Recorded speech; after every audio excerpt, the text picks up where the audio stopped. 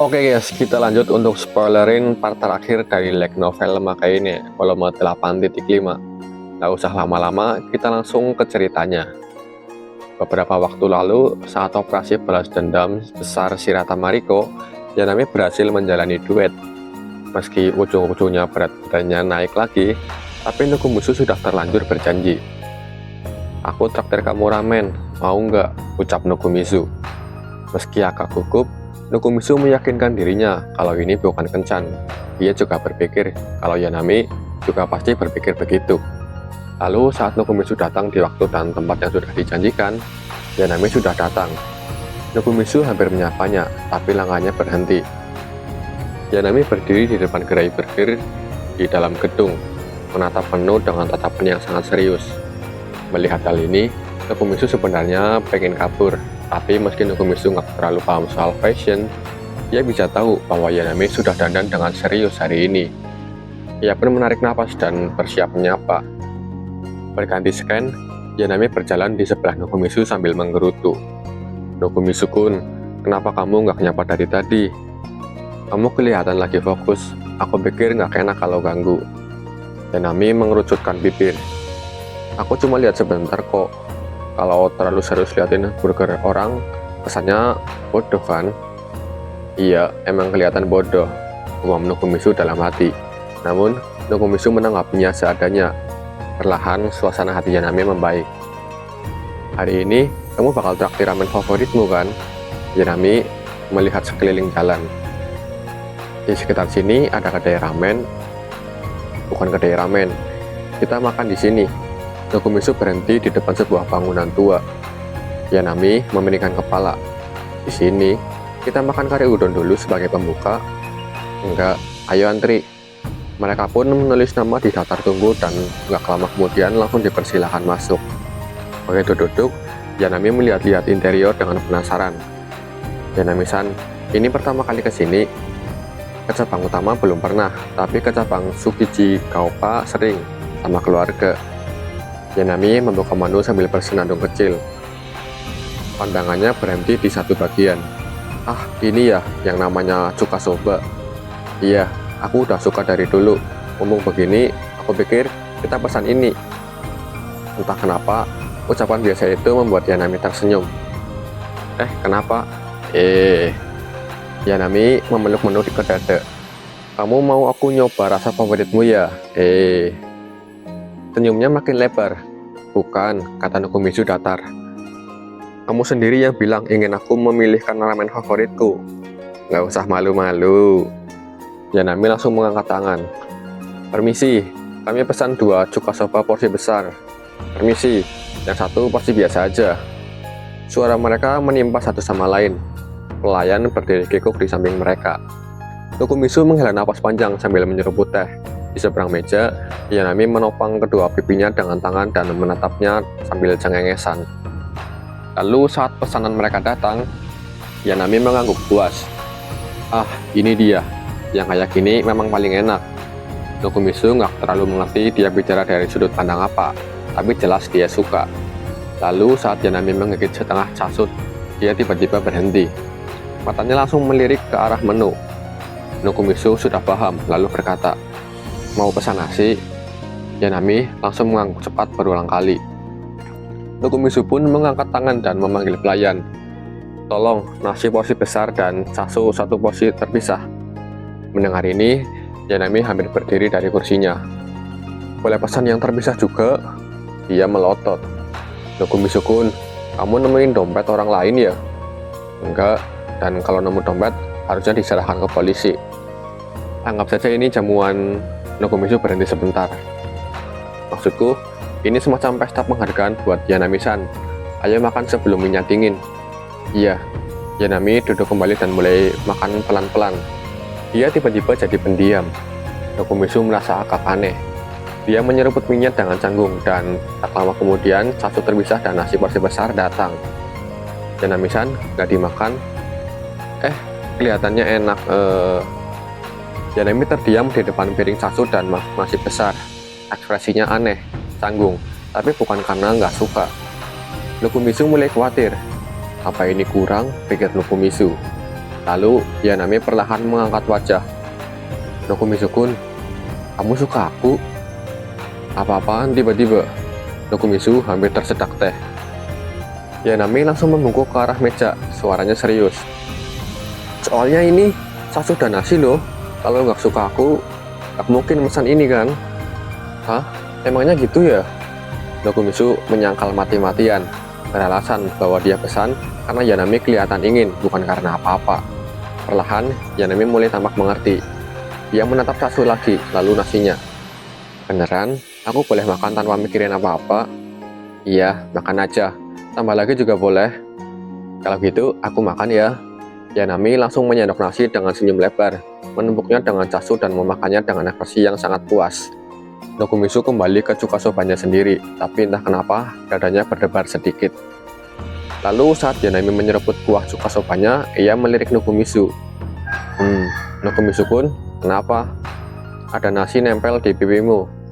Nokumisu tersenyum kecut, lalu memasukkan menma ke mulutnya. Gue nggak paham ya, mungkin menma ini maksudnya nasi yang ada di pipi Yanami ya, dipangan sama Nokumisu. Koreksi kalau gue salah, Cok. Berganti scan, di gedung barat SMA Suwabuki, ada gudang kecil tanpa jendela yang selalu gelap. Di dalam sana, seorang siswi kelas 2 duduk sendirian menghadap laptop. Namanya Koikawa Tsukushi, anggota sekaligus satu-satunya anggota aktif dari klub jurnalistik.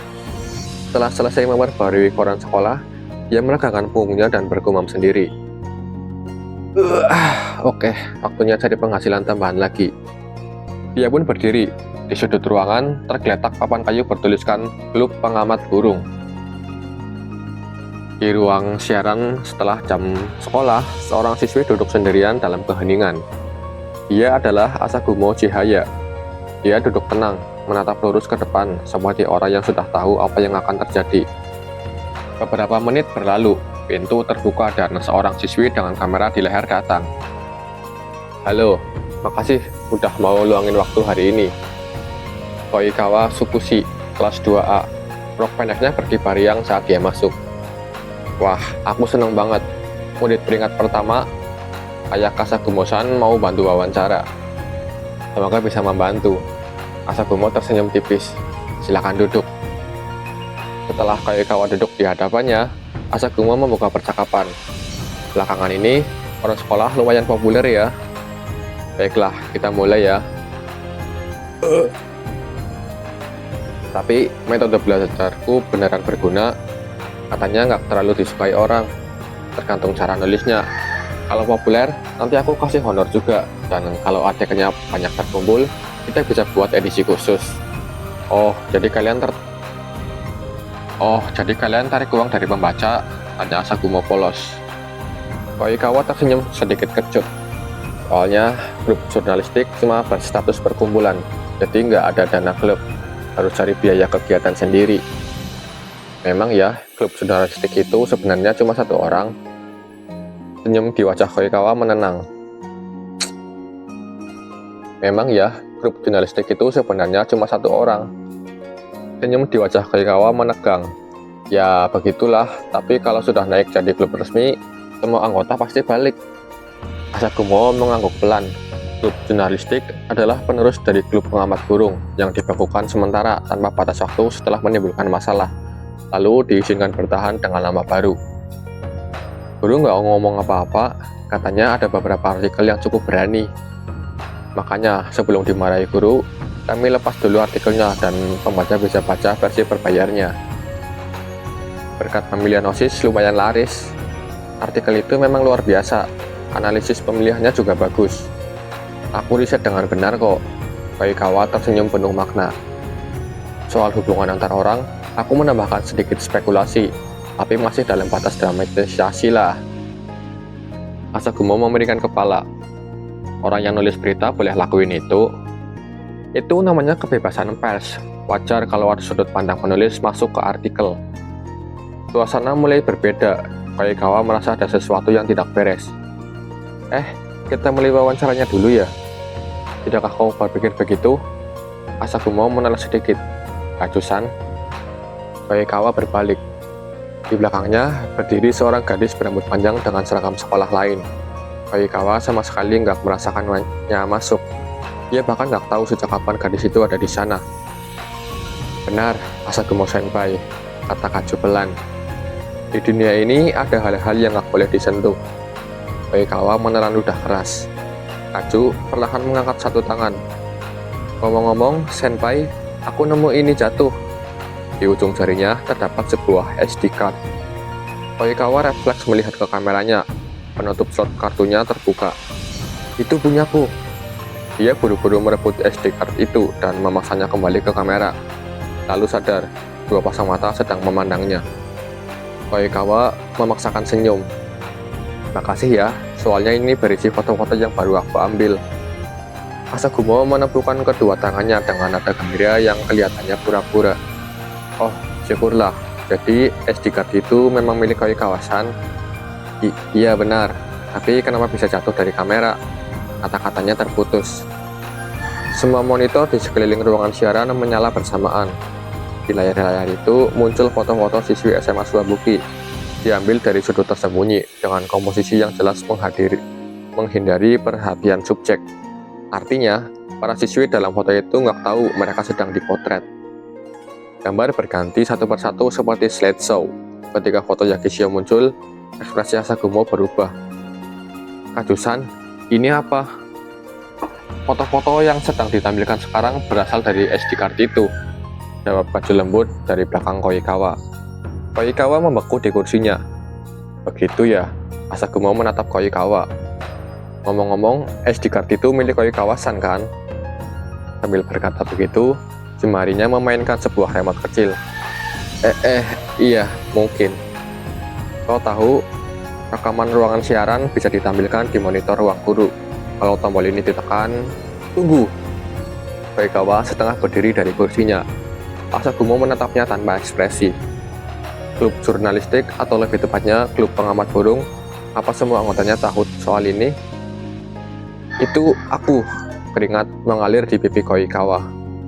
Asagumo menyentuhkan jari ke dagunya, melirik monitor dengan tatapan pura-pura heran.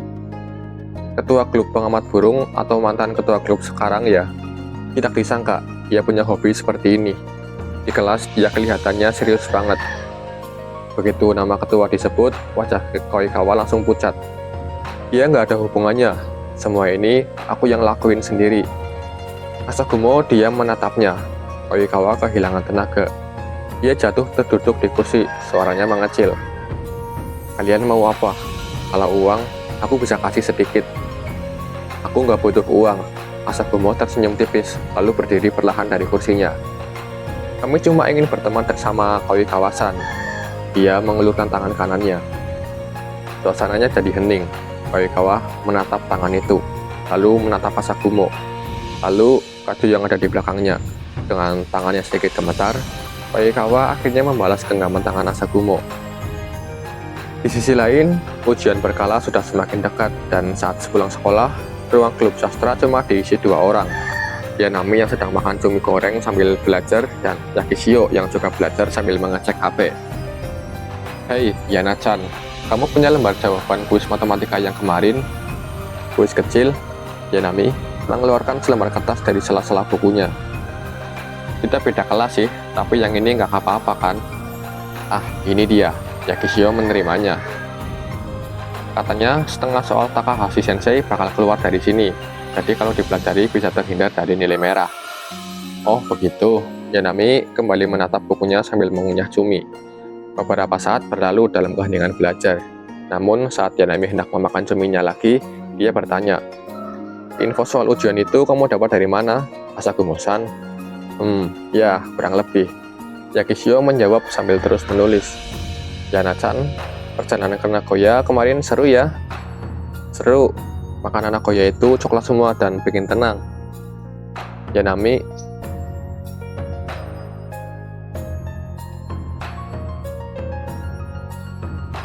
mengunyah cumi, lalu melirik Yakishio pelan.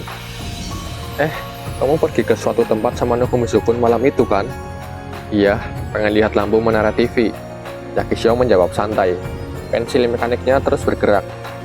Yanami menunggu, tapi tidak ada kelanjutan. Yanami pun dengan enggan lanjut bertanya. Enak ya, Harusnya aku juga diajak. Sudah malam dan semua lagi makan. Aku pikir nggak enak kalau ngajak.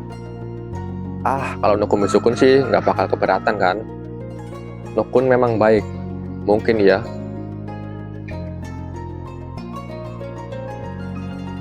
Yanami menekan-nekan ujung pensil mekaniknya. Suasananya kembali hening. Lalu tiba-tiba Yanami berkata seolah baru teringat sesuatu.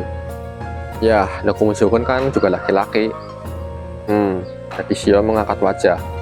Maksudku, jalan malam-malam itu lebih aman kalau sama cowok kan? Iya juga ya. Aku nggak kepikiran. Takishio tertawa kecil, lalu kembali belajar. Percakapan terputus. Hanya terdengar suara pensil dan halaman buku yang dibalik. Selang beberapa menit, isi pensil Yanami patah. Takishio melirik sebentar, lalu berkata tanpa menoleh. Kalau kamu penasaran, kenapa kamu nggak sekalian ngajak Nokumitsu-kun juga? Yanami mengangkat wajah, berusaha menyembunyikan rasa kagetnya. Bukan begitu sih. Cuma rasanya aneh aja kalau sengaja ngajak. Sekarang giliran Takishio yang menekan-nekan pensilnya sambil tersenyum. Nggak apa-apa dong. Kamu benci Nokun ya? Bukan benci, tapi kami ketemu tiap hari di kelas. Kalau gitu, karena aku beda kelas, aku boleh ngajak ya? Takishio berkata ringan sambil membalik halaman buku catatannya. Yanami terdiam, tidak bisa langsung menjawab. Takishio melanjutkan seolah tidak menyadari itu. Habis ujian kan ada festival kembang api. Tahun ini pengen pergi deh. Tahun lalu jadwal kemah klub sastra bertabrakan dengan festival. Yanami langsung menangkap peluang. Kalau begitu, kita ajak semua anggota klub sastra. Aku ajak Nokun aja kali ya. Yanami berhenti bergerak. Tidak, maksudku, Yanami mencari celah. Lemon-chan nggak pergi sama orang-orang dari klub atletik. Kalau sama klub atletik, anak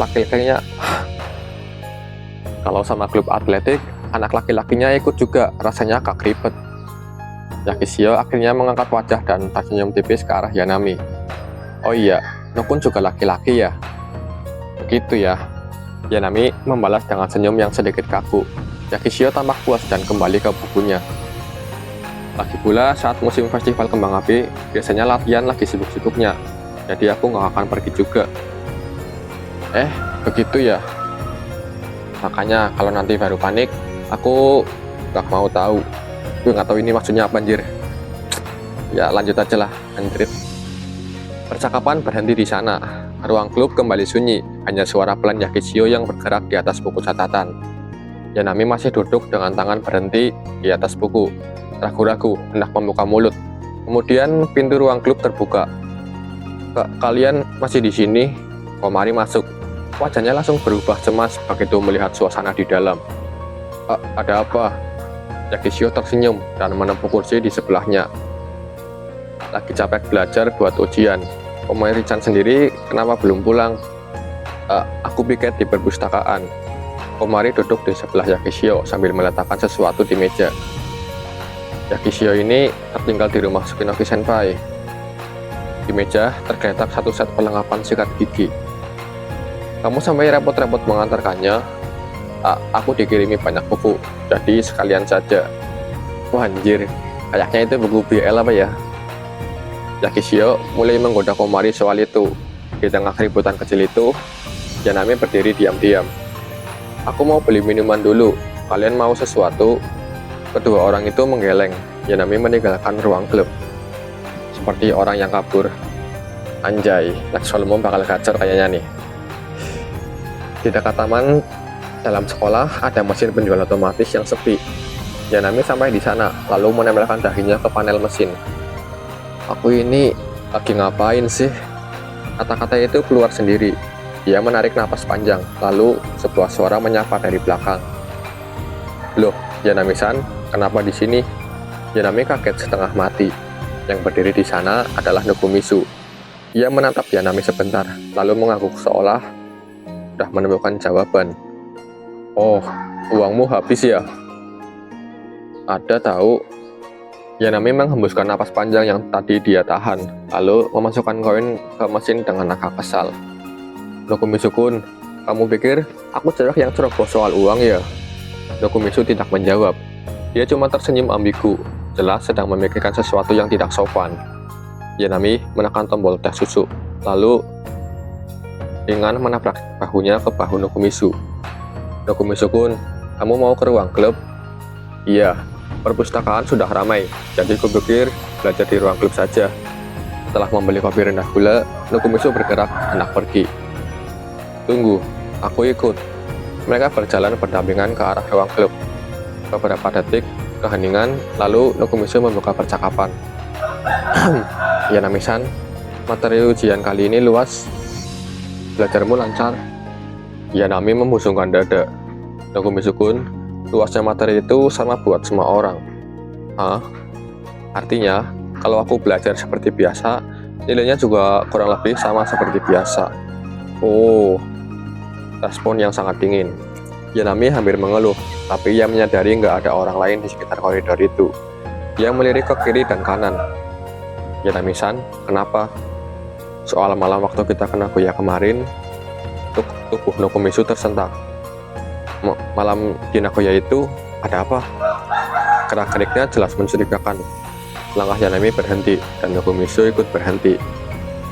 Kamu pergi lihat pemandangan malam sama Lemon-chan kan? Iya. Yanami berdiri tepat di hadapannya, menatap matanya dari bawah. Itu kan masa penting sebelum interhack. Kalau terjadi apa-apa, kamu nggak bisa tanggung jawab kan? Iya, benar. Yanami diam sebentar sambil bergumam. Aneh, patuh sekali. Dalam situasi kayak gini, Nokumitsu biasanya defensif. Kalau dia malah setuju begitu saja, berarti ada yang dia sembunyikan. Yanami tahu itu dengan baik. Dia mencondongkan wajahnya sedikit ke depan, memaksa Nokumitsu untuk menatap balik. Kamu ada sesuatu sama Lemon-chan? Tidak ada apa-apa kok. Yanami tidak berkata apa-apa, hanya menatap.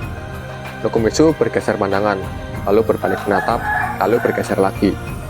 Yanami menilai gelakatnya dan akhirnya memutuskan bahwa mereka memang nggak ada apa-apa. Yanami pun terasa mulai lega dan kembali berjalan. Pokoknya hati-hati ya, kamu itu ketua klub sastra. Iya, beneran nggak ada apa-apa, jadi sudahi saja topiknya. Atau jangan-jangan malah ada sesuatu. Saat Yanami kembali memikirkan malam itu, sesuatu menyentuh tangannya. Dia langsung menoleh. Di samping tangannya, Nokumitsu berdiri dengan wajah canggung tampak menunduk sedikit. Tangan? Barusan dia mau memegang tanganku, gumam Yanami.